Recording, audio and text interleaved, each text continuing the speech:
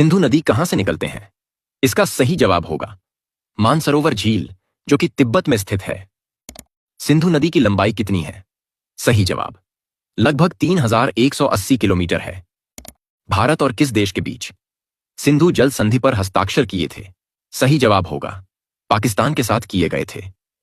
सिंधु जल संधि के तहत पाकिस्तान को सिंधु नदी जल प्रणाली का कितना प्रतिशत पानी प्राप्त हुआ है? सही जवाब होगा 80% पानी प्राप्त हुआ है।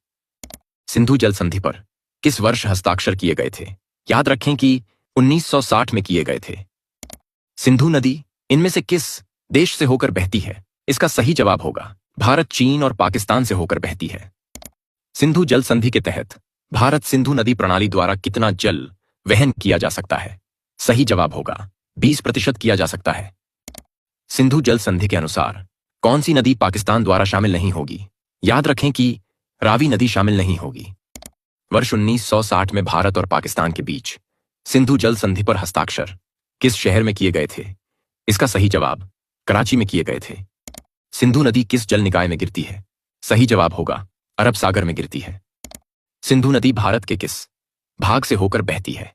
इसका सही जवाब उत्तरी भारत से होकर बहती है।